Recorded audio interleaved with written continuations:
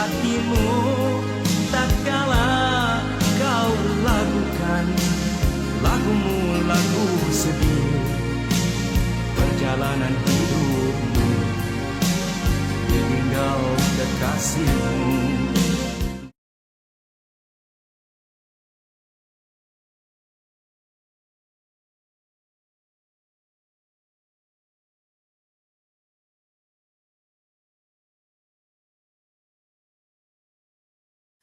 Assalamualaikum to our lecturer, Dr. Muhammad Rizam bin Maladin, and welcome to our presentation. Today, we will examine one of the most successful state-led rural development programs in modern history, the Federal Land Development Authority, widely known as Felda. In this presentation, we will not just look at Felda as a farming corporation. Instead, we will analyze it through an economic lens, evaluating how it served as a powerful tool for social engineering, structural land reform, and economic modernization in post-independence Malaysia.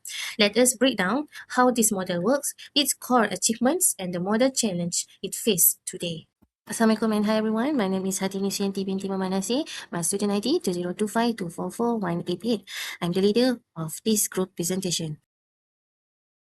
Assalamualaikum everyone. My name is Muhammad Irfan Hakim bin Asmunizam. My ID number is 2025836616. Assalamualaikum everyone. My name is Muhammad Nur Aiman Wa'i bin Muhammad Yusof. My student ID 2025-44-1784. Hi, Assalamualaikum. My name is Rafiza binti Maksyobian. My student ID is 2025491218. Felda was established on July 7, 1956 under the Land Development Act 1956. To truly understand Felda, we must look at his historical context. Post-independent Malaysia inherited a highly unequal colonial economy. The rural population was trapped in poverty with no land ownership and low economic mobility. Seeing this crisis, Malaysia's second Prime Minister, Tun Abdul Razak Hussein, championed a bold national strategy driven by the social justice philosophy of land for the landless, job for the jobless. Felda launched a massive campaign. They cleared up over 850,000 hectares of Fiji jungle to build 370 planned settlements, completely restructuring the national demographic. Established under the Land Development Act 1956, Felda is a statutory body operating under the Prime Minister Department. Its primary mandate was to relocate landless, low-income citizens into highly structured, government-managed agricultural colonies. By focusing heavily on monoculture farming, specifically high-yield oil palms and rubber, Felda transformed subsistence farmers into commercial producers, effectively connecting rural Malaysia directly to global trade markets.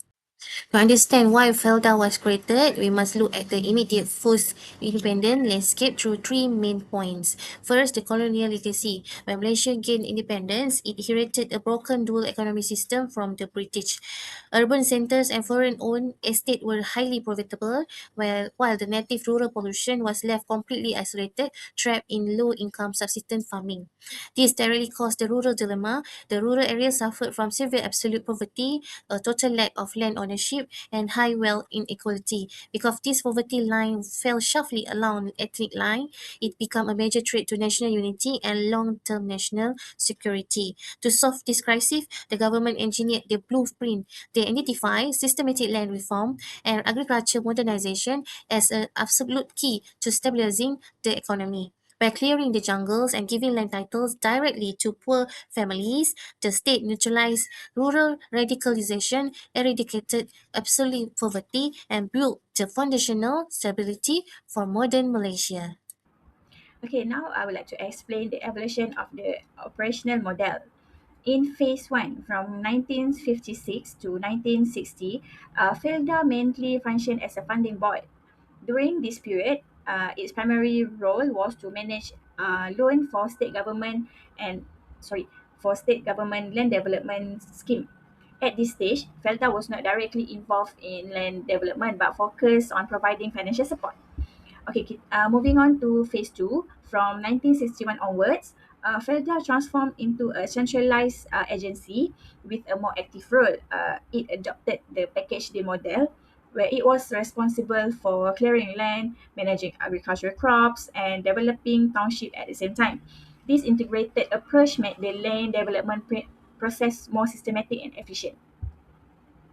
The impact of this transformation was significant. Felda successfully converted more than 850,000 hectares of virgin jungle into productive agricultural land and established the 317 settlement scheme across Malaysia. This achievement not only increased agricultural production but also created employment opportunities and improved the living standard of thousands of rural families. Okay, now let's move on to the next section of our presentation, which is activities, effort, and initiative. In this section, I will explain the key programs and initiatives implemented by Felda to support its settlers, strengthen the agricultural sector, and drive sustainable development. This initiative demonstrates Felda's continuous commitment to improving the economic and social well-being of its community. Now let's begin with the first initiative. Okay, now let's move on to the next section of our presentation, which is activities, effort, and initiative. In this section, I will explain the key programs and initiatives implemented by. Okay, now we move to core resettlement and land development scheme. First, land allocation. Each settler family was given a 10-acre agricultural lot to grow crops and a quarter-acre house lot to build their home. This provided families with both a stable source of income and a permanent place to live. Second, crop standardization. Felda systematically cleared dense jungle areas and developed large-scale oil palm and rubber plantations. By focusing on these two major crops, production became more efficient and contributed significantly to Malaysia's agricultural sector. Third, credit facilities. Felda supports settlers by providing long-term, low-interest development loans. Instead of paying back immediately, settlers repaid this loan gradually through the income generated from their crops harvest. This reduced the financial burden on new settlers. Finally, management transition. At the beginning, Felda directly managed the farms and plantations. However, after settlers had fully repaid their loans, ownership of the land was transferred to them through individual land site titles. This allowed settlers to become independent landowners. Okay, now we move to strategic and commercialization initiatives. First is value chain expansions. Felda established corporate subsidiaries such as FGV Holdings Berhad to expand beyond farming activities. The company became involved in downstream business, including refining, processing, and logistics. This allowed Felda to add more values to its agricultural products and become more competitive in the global market. Next is settler entrepreneurship. Felda introduced the Wawasan Settler Trust scheme to encourage settlers to become entrepreneur. This initiative helped rural farmers participate in the global capital market, creating additional income opportunities beyond traditional farming. The third initiative is the Felda 2.0 transformation. Under this program, traditional settlement are being upgraded into smart village with better digital connectivity, modern infrastructure, and improved public service. This goal is to enhance the quality of life for settlers while preparing younger generation for the digital economy. Lastly, agrotech modernization focus on introducing advanced agricultural technologies. These include drone spraying, automated harvesting, and soil monitoring system. By adopting these technologies, Felda aims to increase productivities, reduce labor costs, and promotes more sustainable farming practices. Assalamualaikum. I'm going to present what is a Felda achievement, impact, and what Felda benefits to target group of people since its establishment in 1956 as it become Malaysia's most successful rural developing program. Assalamualaikum. I'm going to present what is a Felda achievement, impact, and what Felda benefits to target group of people since its establishment in 1956 as it become Malaysia's most successful rural developing program. Assalamualaikum. I'm going to present what is Felda. First, I'm going to present in economic mobility and poverty elevation aspect. Felda helped in poverty eradication by lifted 112,000 rural families out of absolute poverty by converting subsistence farmers into landowners. By providing land ownership, housing, and employability, Felda helps low-income families to generate a more stable income through oil palm and rubber cultivation. Second one is income stabilization. Federal government studies structural money income through institutionalized crop collection and purchasing system. Federal helps stabilize settlers' income by supporting agriculture production and providing access to infrastructure, technical assistance, and organized marketing system. The third one is microeconomic scale. Federal transformation into a dominant global power in sustainable oil palm oil production. Federal has made a significant contribution to Malaysia's economy by increased agriculture productivity, generate export earnings, and create employment opportunities and support the growth of downstream industries such as palm oil processing, logistics, and manufacturing. The fourth one is intergenerated mobility. Federal funded secondary and tertiary education, producing doctors, engineers, corporate leaders from settlers' lineage. Federal House has also promoted intergenerational mobility by expanding education and economic opportunities for settler citizens. With improved household income, many families have been invested in higher education and skill development. Next, I'm going to present about social and infrastructure benefits aspect. The first one is structural resettlement.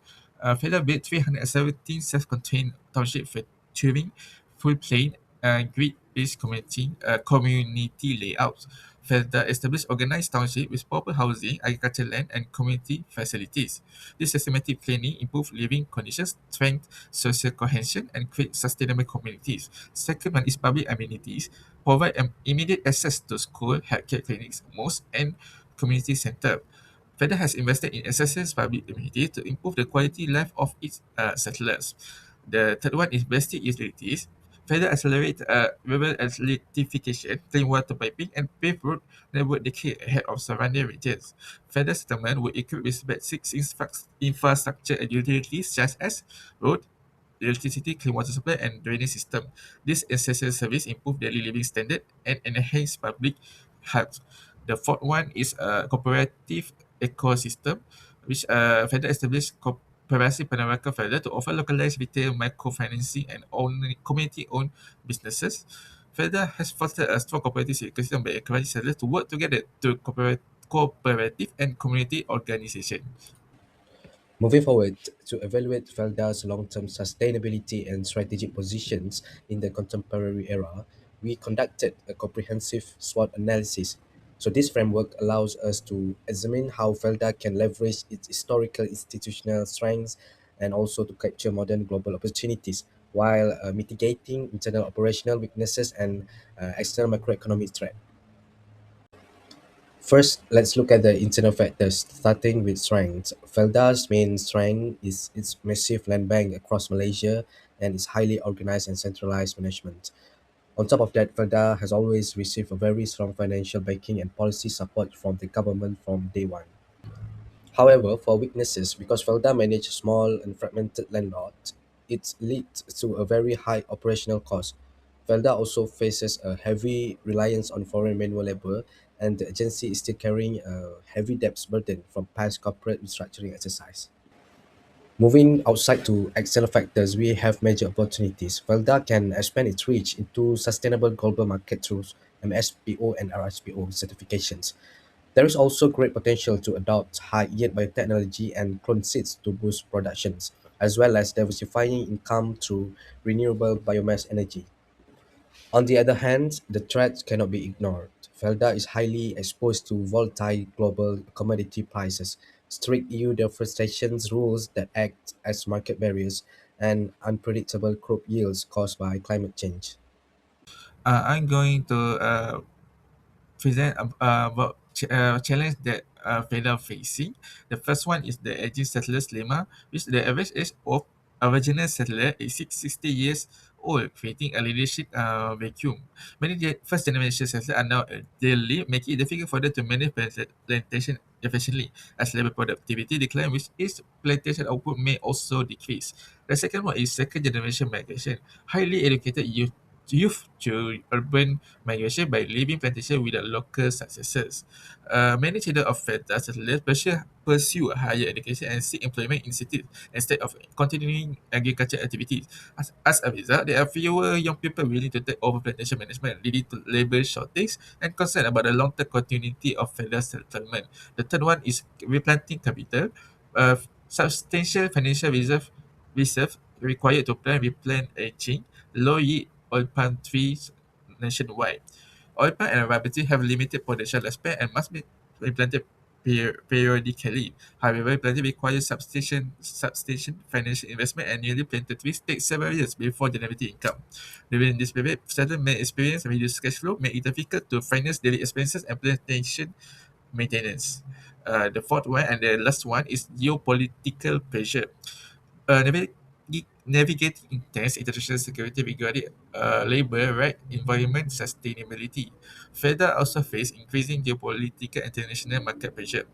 Uh, the global concern lead to stricter regulation and trade requirement for palm oil export. In addition, fluctuation in global commodity price, trade dispute, and changing international policies can affect export demand and settlers' income. Therefore, Felda must continuously improve sustainability practice comply with international standards.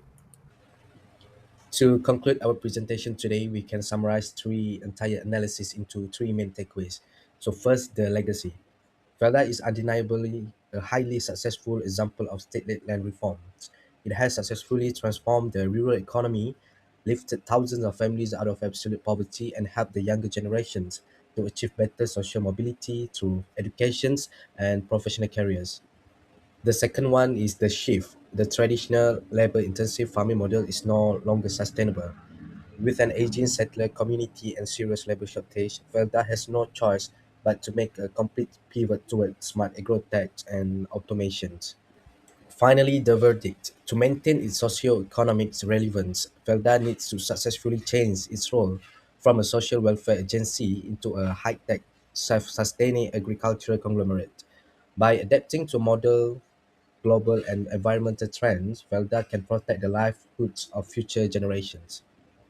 In short, Felda is truly one of the best and most impactful initiatives ever driven by the government to transform our rural communities and build the nations. So with that, I wrap up my presentation for today. Thank you so much to our lecturer and fellow friends for time and attention. Thank you very much.